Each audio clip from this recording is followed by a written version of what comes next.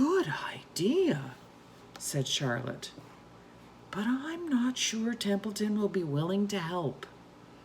You know how he is, always looking out for himself, never thinking of other fellows. I bet I can get him to help, said the old sheep.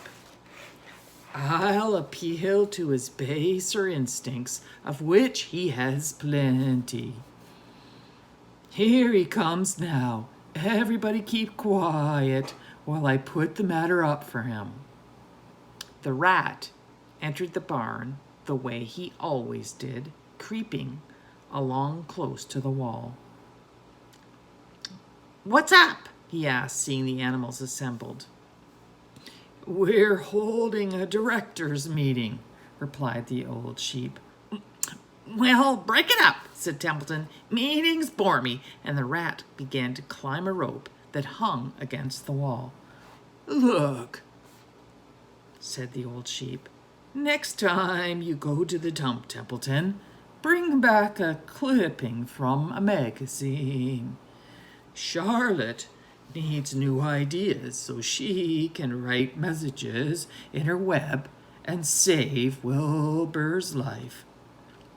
Let him die, said the rat. I should worry.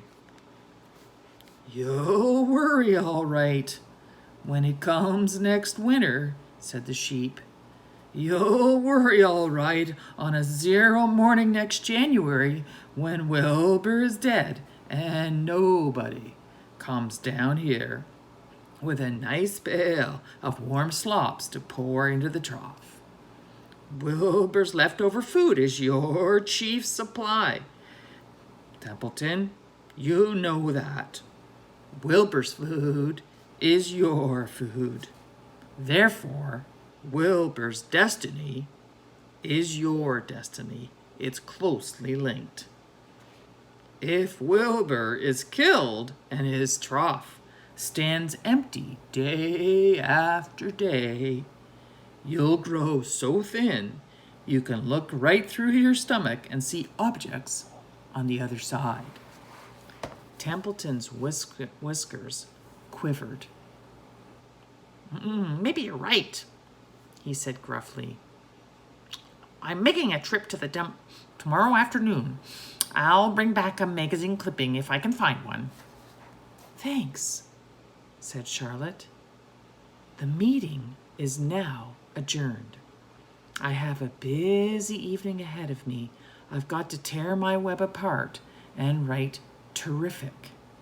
Wilbur blushed. But I'm not terrific, Charlotte. I'm just about average for a pig. You're terrific as far as I'm concerned, replied Charlotte sweetly, and that's what counts.